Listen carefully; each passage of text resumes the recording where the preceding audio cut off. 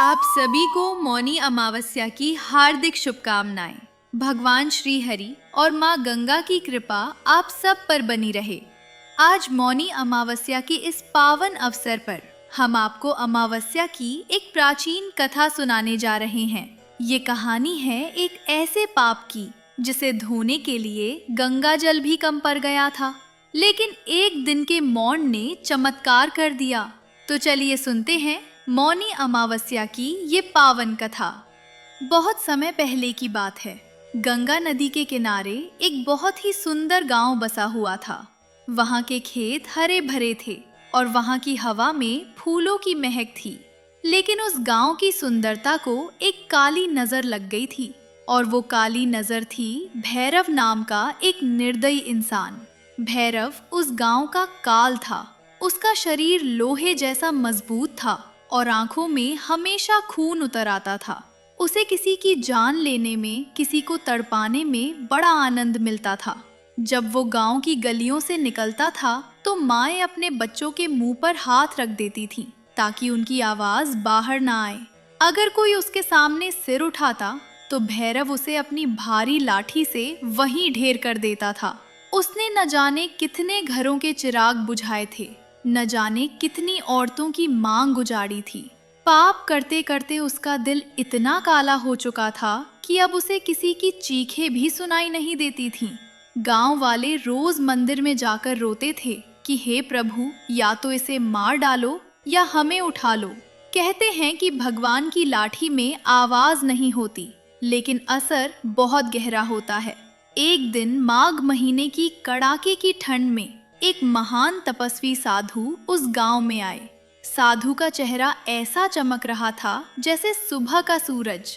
गांव वाले दौड़कर उनके पास गए और उनके पैरों में गिरकर रोने लगे। उन्होंने कहा, महाराज हमें बचाइए, उस राक्षस भैरव ने हमारा जीना हराम कर दिया है। साधु ने सबकी बात सुनी और बिना एक शब्द बोले सीधा भैरव के घर की तरफ चल दिए। भैरव उस समय अपने आंगन में बैठा शराब पी रहा था। उसने जब एक फटेहाल साधु को अपनी ओर आते देखा तो वो जोर जोर से हंसने लगा। उसने अपनी गदा उठाई और बोला, अरे ओ पाखंडी, तुझे अपनी जान प्यारी नहीं है क्या? मेरे पास क्यों आया है? जा भाग जा यहाँ से, वरना तेरी समाधि यही बना दूंगा। साधु भैरव की आंखों में आंखें डालकर खड़े रहे। उनके चेहरे पर जरा भी डर नहीं था। साधु ने बहुत ही गंभीर आवाज में कहा, भैरव, तू अपने आप को बहुत बड़ा बाहुबली समझता है ना? तू सोचता है कि तूने सबको डरा दिया है तो तू जीत गया, लेकिन सच तो ये है कि तू दुनिया का सबसे बड़ा कायर है। ये सुनते ही भैरव का गुस्सा 7वें आसमान पर पहुंच गया। वो दहाड़ा, तेरी जुबान खींच लूंगा मैं, कायर किसे कहता है? साधु ने मुस्कुराते हुए कहा, अगर तू कायर नहीं है तो मेरी एक छोटी सी चुनौती स्वीकार कर। पहाड़ तोड़ना या लोगों को मारना तो जानवरों का काम है। मैं तुझे एक ऐसा काम दूंगा जो सिर्फ एक असली मर्द ही कर सकता है।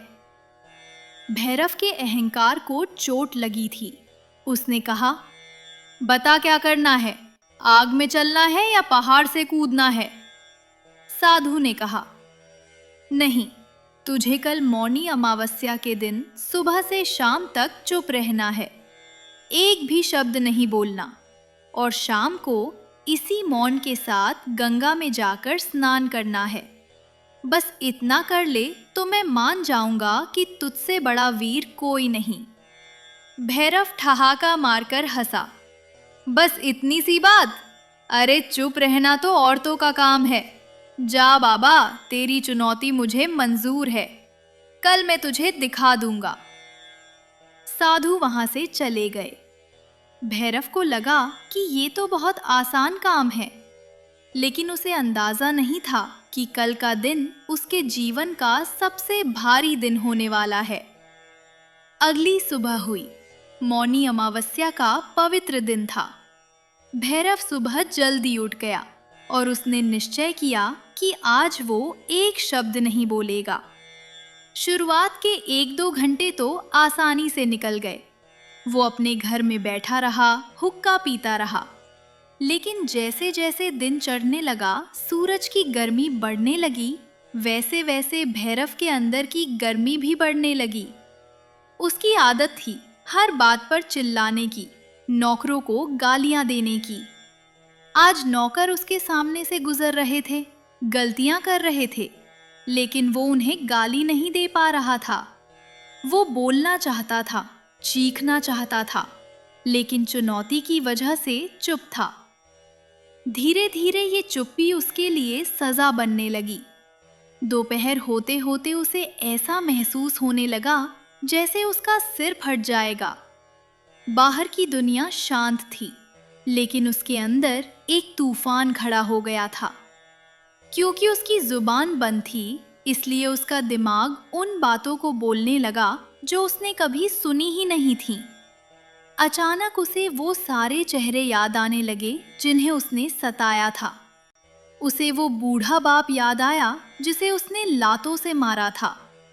उसे वो छोटी बच्ची याद आई जिसकी गुड़िया उसने छीन कर तोड़ दी थी।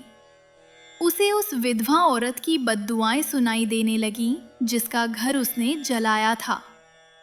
भैरव अपने कानों पर हाथ रखकर बैठ गया। वो उन आवाज़ों को बंद करना चाहता था, लेकिन वो आवाज़ें बाहर से नहीं, उसके अंदर से आ रही थीं।